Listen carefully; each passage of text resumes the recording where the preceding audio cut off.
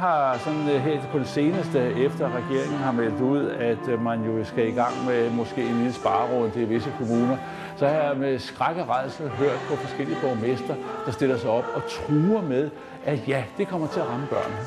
Jeg er lige ved at sige, hvad fanden bilder de sig ind? Altså fra 96 til 2009, der stiger andelen af familier, der er fattige, ud fra den måde, vi måler det på, noget der er medianløn.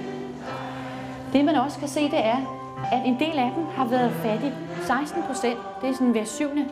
unge og deres familie, har oplevet at være fattige i løbet af den periode, vi måler på. Og en lille del, 3%, altså 3 ud af 100, har været fattige i 4 år eller mere.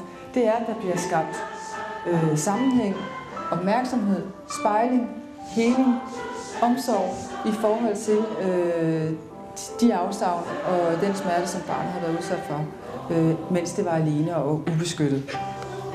Og man kan sige, det er det, som gør forskellen, mener jeg, på om man som adoptivbarn er ubeskyttet. Men det er, at man som de mennesker, de voksne mennesker, som kommer i berøring med barnet sidenhen, er villige til at give barnet den omsorg og gøre den forskel, som gør, at barnet kommer i en trivsel, og ikke længere er udsat. Hey! Ja, I synger, nogle af jer synger forkert der. De synger i øvrigt også. De sviger! Ikke det, der sviger. Ja. Og så videre. Ej, nu.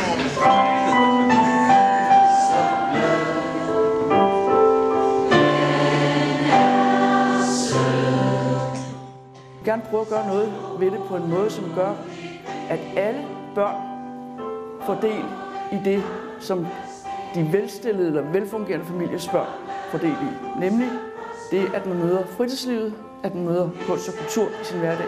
Lige fra man er 0 år, og til man er 18 eller 20 eller 25, hvor langt man vil gå. Altså i virkeligheden så burde man på en eller anden måde forhøje Benny Andersen-prisen, så er det jo for første, anden og tredje præmie.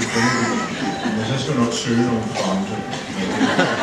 Det er min kone god til, det kan være, men i hvert fald kan jeg fortælle, at efter lange overvejelser, så blev hovedvinderen Benedikte Bodilsen.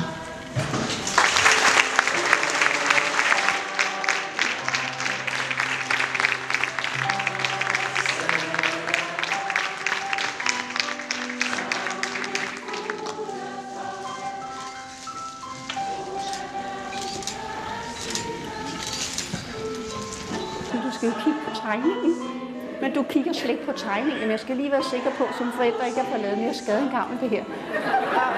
Der var vist ikke nogen problemer i at sige, hvor har du udnyttet papiret ud til kanterne for øje på. Der var også noget med, at man kunne sige, at der er mange farver anvendt. Og hvad var det sidste? Det så ud, som om der er et stort arbejde bagved.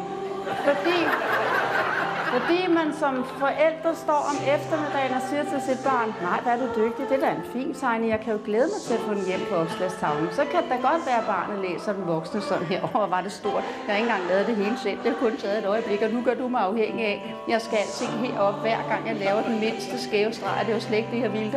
Og det der, det er i hvert fald ikke anerkendende pædagogiske relationskompetencer, hvis du tror det. Nej, men heller det var en ægte, ærlig, nærværende, autentisk forældre, barnet stod sammen med.